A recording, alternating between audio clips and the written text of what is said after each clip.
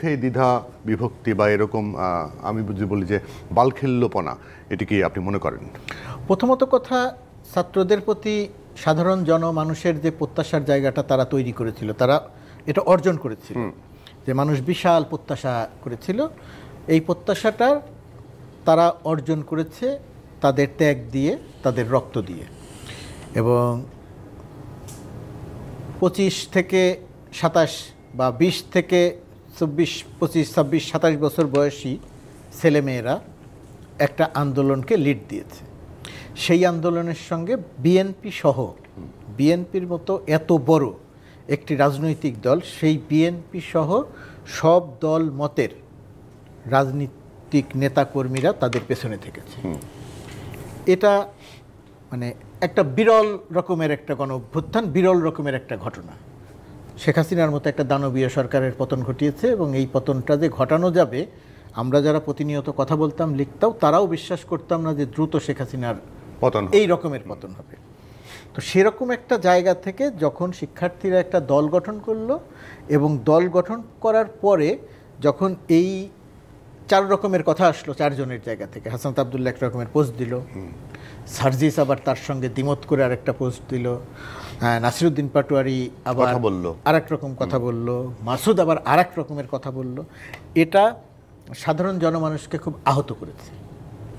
যে তার মানে কি, তারা যে স্বপ্ন নিয়ে বা দৃষ্টান্ত, এটা বলা যেত বা আমি বলতাম এখানেই সেটা, যদি তারা তাদের দলীয় ফোরামের ভেতরে এটা আলোচনা করত, সেখানে যদি তর্ক বিতর্ক ঝগড়াঝাটি করে তারপরে এসে এরকম একটা কথা বলা হতো, সেটা ফেসবুক পোস্ট হোক, তাদের কারো নেতার, কোনো নেতার ব্যক্তিগত পোস্ট হোক, ব্যক্তিগত পেজ হোক, অথবা অন্য তাদের দলীয় ফোরাম হোক, সংবাদ সম্মেলন হোক, যে কোনোভাবে বললে এটা কোনো সমস্যা ছিল না। এই কারণে এদের বক্তব্যটা নিয়ে সাধারণ মানুষের অনেক আহত করেছে। আমি নিজেও ওই একই রকম অনুভূতি, আপনি যা বলছেন আজিজ ভাই হয়তো এর চেয়েও ইয়ে করে।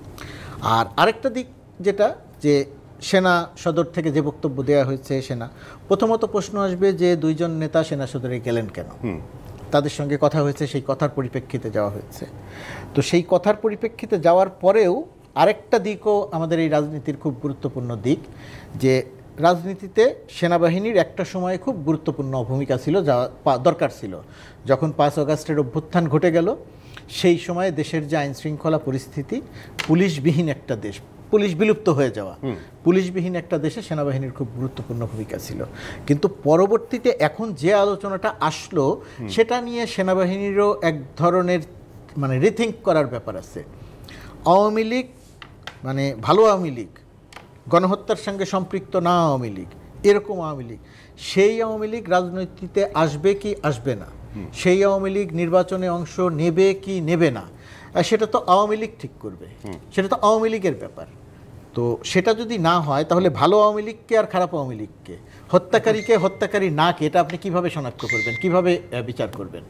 এটা একটা গুরুত্বপূর্ণ প্রশ্ন। এটা যখন সেনাপ্রধানের মুখ থেকে আসে, এটা যখন সেনাপ্রধানের মুখ থেকে আসে বলতে হাসনাত আবদুল্লাহর পোস্ট এবং নেত্র নিউজের সঙ্গে সেনাপ্রধানের অফিস থেকে যে কথা বলা হয়েছে, তার মধ্যেও কিন্তু সেটা আছে যে রিফাইন্ড আওয়ামী লীগ।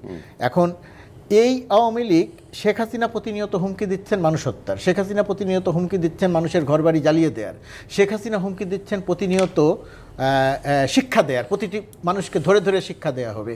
শেখ হাসিনা ডক্টর ইউনূসকে শিক্ষা দিতে চান, শেখ হাসিনা শিক্ষার্থীদের শিক্ষা দিতে চান। সেই প্রথম দিকে তো বলেছিলেনই 227টা মামলা, সুতরাং 227 জনকে মারার লাইসেন্স তিনি পেয়ে গেছেন। একজনকে মারলেও যা হবে, পেশাদার খুনিরা যা বলে। আমি একবার পেশাদার খুনির সাক্ষাৎকার নিয়ে একটি স্টোরি করেছিলাম সাংবাদিকতায়। তারা যেরকম অর্থের বিনিময়ে খুন করে, তাদের বক্তব্য ছিল যে একজনকে খুন করলেও যা, 100 জনকে খুন করলেও তাই, ফাঁসি। তো শেখ হাসিনা সেই পেশাদার খুনিদের বক্তব্য যে একজনকে খুন করলেও যে শাস্তি, এই 227 জনকে খুন করলেও সেই শাস্তি। তো এইরকম কথা যখন শেখ হাসিনা বলছে, সেরকম সময়ে রিফাইন্ড আওয়ামী লীগ বা ভালো আওয়ামী লীগ, এটা আপনি কিভাবে শনাক্ত করবেন? শনাক্ত করার একমাত্র মানদণ্ড হচ্ছে যাদের বিরুদ্ধে, তার বিরুদ্ধে এদেশের মানুষ সবসময় একটা প্রতিবাদ মুখর থাকবে, শিক্ষার্থীরাও থাকবে, তারা ওই ভুল করা সত্ত্বেও থাকবে। জি, আমি আজিজের কাছ থেকে আমি মন্তব্য জানতে চাই, কারণ আমি আর প্রশ্নটা করলাম না, টোটাল বিষয়টা নিয়ে, যে এই পুরো পরিপ্রেক্ষিতটা নিয়ে আপনার কি বিশ্লেষণ? আমার বিশ্লেষণ হচ্ছে, আমি চরমভাবে মর্মাহত এবং হতাশ। কারণ ধরেন 52 সাল থেকে আন্দোলন হয়েছে, অনেক আন্দোলন, সব আন্দোলনের সামনের কাতারে ছিল ছাত্ররা। 68 থেকে সশরীরে আমি 90-এর আগ পর্যন্ত আন্দোলনে ছিলাম। পরে কিন্তু ভিন্ন ফর্মে, ধরেন আমি 5 তারিখেও টকশোতে ছিলাম, ভিন্ন আন্দোলনের অবস্থান পরিবর্তন হয়েছে। আমি আশা করেছিলাম এই পরিবর্তনের মধ্য দিয়ে আমরা একটা দেশ, অর্থাৎ মুক্তিযুদ্ধের সময় যে আকাঙ্ক্ষাটা করেছিলাম, ওই দাবিগুলো, ওই আকাঙ্ক্ষাগুলো এবং এই 5 তারিখের আকাঙ্ক্ষাগুলো প্রায় অনুরূপ। এটা নিয়ে এখন কিন্তু এই যে যত সংস্কার এগুলি হচ্ছে, কিন্তু এই আচরণগুলি দেখছি ছাত্রদের সম্পর্কে। আপনি খেয়াল করে দেখেন, যত আন্দোলন হয়েছে সব আন্দোলন, এমনকি মুক্তিযুদ্ধে তো ছাত্রলীগই তখন অগ্রভাগে ছিল। পতাকা উত্তোলন, ইশতেহার পাঠ থেকে শুরু করে যা কিছু করছে সব তারা করছে। অথচ কোনো ছাত্ররা কিন্তু সরকারের অংশীদার হয় নাই, এক ছাত্র নেতারা এত বিতর্কিত হয় নাই। আমার বক্তব্য এখানে যে সেনা প্রধানের সাথে ধরেন, এখন তো রাজনৈতিক দল, ছাত্রদের এটা রাজনৈতিক দল। এখন ফখরুল ইসলাম আলমগীর বলল যে আমি সেনা প্রধানের কাছে অ্যাপয়েন্টমেন্ট ঠিক করলে কথা বলবে, না দিয়ে তো পারবে, দিবে, কথা বলবে। কিন্তু এটা তো দ্বিপাক্ষিক বা ত্রিপাক্ষিক। এটা এইভাবে ফেসবুকে স্ট্যাটাস দিয়ে প্রকাশ করতে হবে।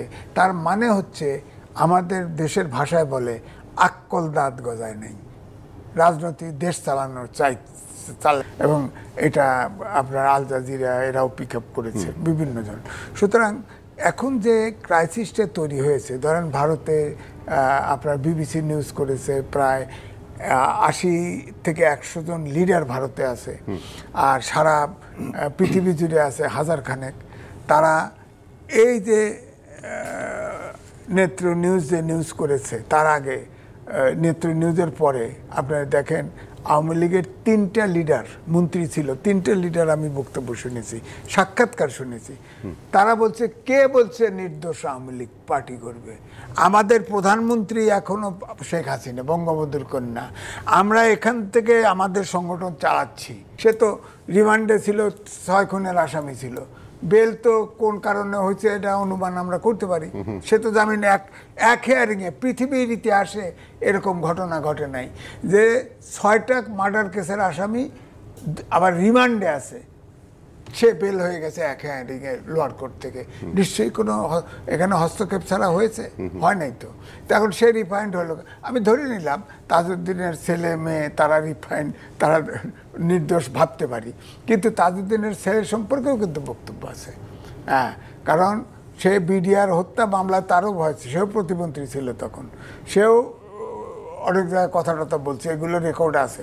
সুতরাং আমার বক্তব্য হচ্ছে, এখানে মূল বিষয়টা হচ্ছে যে আপনার আওয়ামী লীগ রাজনীতি বা ইলেকশন করতে পারবে কি পারবে না, এটা হলো মূল ইস্যু। এখানে আপনি দেখেন, রাজনীতিবিদ না হলে যা হয়, প্রধান উপদেষ্টা কিন্তু হুট করে ওই ফাঁকে যখন চুলা গরম, তখন ফুট করে কয়ে দিল যে না, আওয়ামী লীগ নিষিদ্ধ করার সিদ্ধান্ত নেই। এই কথাটা বলার পরে তো সব ফুসে গোলমালটা লেগে গেছে। উনি রাজনীতিবিদ হলে কিন্তু এই কথা ওই মুহূর্তে বলতেন না, উনি চেপে থাকতেন অথবা ভিন্নভাবে হ্যান্ডেল করতেন। এই জন্য আমি বলবো যে এখন যে উত্তপ্ত পরিস্থিতি হয়ে গেছে, এই উত্তপ্ত পরিস্থিতিটা একদমই ওই যে সেনা সদরের যে কমেন্টটা, নেত্র নিউজের কমেন্ট, ওইটাই ঠিক, যে তাদের অপরিপক্কতা, দূরদর্শিতা এবং এটা রাজনৈতিক স্টানবাজি, এটাই সত্য। এই হাসনা তো স্টানবাজি করতে গিয়ে এই সারা দেশটাকে আউলায় দিছে। তো সুতরাং এখন ছাত্রদের বোঝা উচিত